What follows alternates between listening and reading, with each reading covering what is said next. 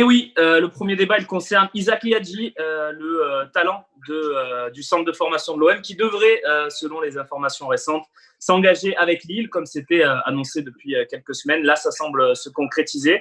Le joueur qui semblait avoir le plus de potentiel dans le centre de formation de l'OM ne jouera donc plus à l'OM. Je vais demander, aux supporters de l'OM, Samy, ce qu'il en pense de cette affaire Liadji. On a lu beaucoup de choses, on a vu beaucoup de choses.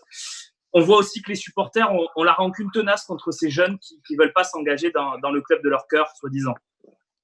Bon, écoute, j'ai un avis un peu partagé parce que je pourrais aussi en vouloir un peu à la direction d'avoir communiqué il y a 1 an, tu sais, sur ce projet avec la formation, oui. Tout ça. C'était vraiment la tête de gondole, c'était ce gamin-là. Et finalement, bon, j'imagine qu'ils ont fait ce qu'ils pouvaient pour le garder, essayer de le convaincre. Mais quand tu vois qu'il part à Lille et qu'il part pas à Valence ou à l'Inter de Milan ou quoi, tu te dis que est-ce qu'ils ont vraiment fait ce qu'il fallait? Est-ce qu'ils ont bien jaugé le dossier? Et, donc, j'en veux aussi peut-être un peu à la direction. Après, le joueur en lui-même, je veux dire, il a 18 ans. Son entourage, j'imagine que pour le gamin, ils ont voulu faire le meilleur choix qui était possible, tu vois. Donc, tu peux pas leur en vouloir. Je suis déçu, oui, parce que je croyais en ce minot-là et j'aurais bien aimé qu'il reste. Et voilà, bon, même s'il a fait que 2-3 apparitions cette année, tu voyais le potentiel quand même. Donc, c'est dommage. Ouais. C'est dommage. Fabrice, ton regard à toi sur cette affaire, parce que on a connu, on en connaît depuis des générations, des jeunes qui signent pas finalement dans leur club. Si tu vois ce que je veux dire, bien sûr. Et quel est ton regard sur Isaac Liadji, bien sûr? J'ai un peu le même regard que Samy, partagé entre un dossier qui n'a pas été anticipé, surtout quand on annonce un objectif qui est de s'occuper de la formation. Il y avait peut-être là le challenge justement d'en faire un petit peu une tête de proue, c'est-à-dire voilà, on s'occupe de l'urgence. L'urgence, c'est peut-être Liadji parce qu'il était référencé, ciblé en équipe de France, joueur à fort potentiel, donc tous les clubs avaient un œil sur lui. Voilà, c'était lancer déjà un premier message à tout le monde, et c'est vrai qu'aujourd'hui, lorsqu'on arrive sur la fin de son contrat, on est mesuré entre la demande du joueur et ses volontés, puisqu'il a bien senti que le rapport de force s'était inversé, et forcément, il avait les clés. Donc voilà, je trouve que c'est dommage parce qu'en fait, c'est un véritable talent d'intégrer ce joueur-là, sachant que même si aujourd'hui Radonjic est très bon sur cette saison, aller chercher un joueur comme ça à l'extérieur alors qu'on a cette pépite pour doubler Thauvin, voilà, c'est un message sportivement aussi, c'était pas le bon message, voilà. Christophe, vas-y Christophe. Ouais, Fabrice, évidemment, on est tous d'accord avec ce que tu dis, mais tu connais un peu la problématique aujourd'hui. Un jeune comme ça, de 17 ans, même s'il est formidable, il joue en équipe de France, mais on sait très bien, quand on regarde les équipes de France de jeunes qui ont été championnes du monde, championnes d'Europe ces 10 dernières années, ou même un petit peu avant, on s'aperçoit que tu as la moitié des jeunes qui aujourd'hui jouent en DH. Donc on n'est jamais, voire même en dessous, on n'est jamais certain du résultat. Et on imagine bien que dans les négociations qui ont été très serrées et très longues avec le clan Liadji, on a parlé de grosses sommes. Alors toi, qui auras peut-être bientôt la responsabilité du recrutement d'un club chez les jeunes ou pas forcément chez les jeunes, comment tu te positionnes par rapport à cette problématique? C'est-à-dire, est-ce qu'on doit faire all-in? Est-ce qu'on doit tout envoyer? Parce que voilà, c'est la figure de proue. Il faut mettre beaucoup d'argent quand même sur un pari. Tu comprends ce que je veux dire? On peut rappeler les chiffres peut-être, Christophe? Non, je les ai pas en tête, mais enfin. Il me semble, je vais les rappeler si tu veux. Vas-y, oui, bien sûr. Lille devrait, d'après ce que j'ai lu, lui donner 60 000 € par mois et une prime à la signature d'1 million. L'offre de Marseille était en dessous, mais elle était quand même jolie pour un jeune du centre de formation. Elle était au sommet de ce qu'on propose à l'OM, en tout cas. Ça se rapprochait. Ouais, Fabrice, qu'est-ce que tu penses de ça, justement, de ces paris qui sont quand même risqués, quoi? Oui, c'est un joueur à fort potentiel qu'il va falloir accompagner. C'est tout un projet de développement de ce joueur. Et peut-être que dans le projet de développement, il n'a pas senti qu'il faisait partie du futur plan de Marseille, avec tous les signaux autour de lui qui ont été lancés, notamment sur des salaires exorbitants. Voilà, ce sont des messages.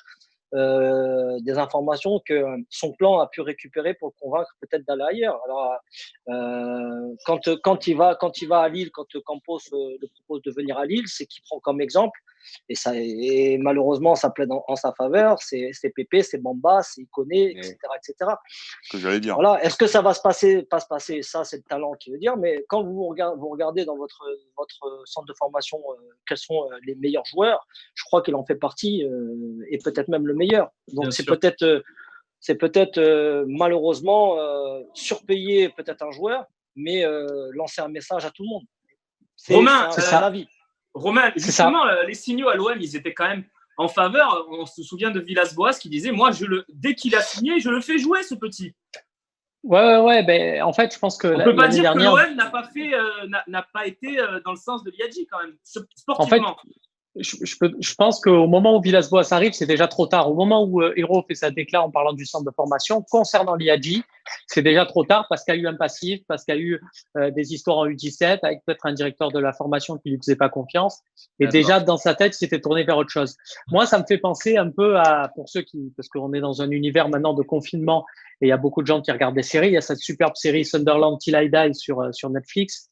Et ça me fait penser un peu à cette situation avec celui qui joue maintenant à Bordeaux, Josh Maja, mais qui était le jeune attaquant, l'espoir de Sunderland, et qui avait les dirigeants qui allaient lui parler en lui disant c'est bon le contrat, et lui disait ouais non mais voyez avec mon agent, ça je gère pas. Et eux ils étaient suspendus à un agent qui en fait jouait la montre pour mieux négocier un départ. Et donc là c'est vrai que tu te dis au final on a respecté le club, mais on voit dans l'exemple de Sunderland c'est qu'au final pour remplacer Maja, ils ont surpayé un attaquant au mercato.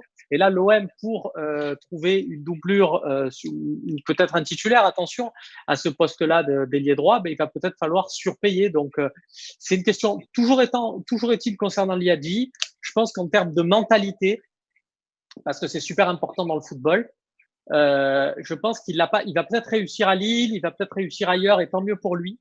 Mais en termes de mentalité, pour Marseille, il faut avoir un vrai caractère.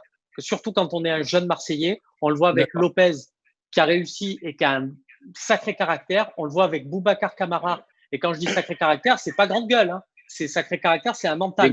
Maxime Lopez, il a un super mental. Boubacar Kamara, il a un mental extraordinaire avec ce qu'il a vécu avant la signature de son premier contrat pro.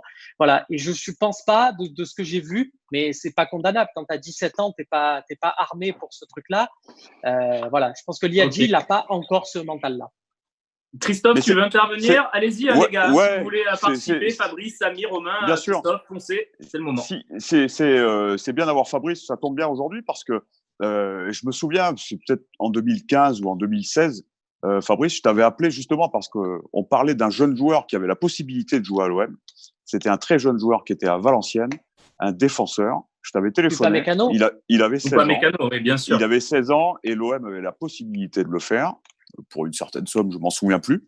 Et Fabrice m'avait, qu'il connaissait bien puisqu'il le voyait avec les jeunes de Valenciennes, m'avait dit franchement, si l'OM peut le faire, il faut y aller parce que c'est un très bon joueur.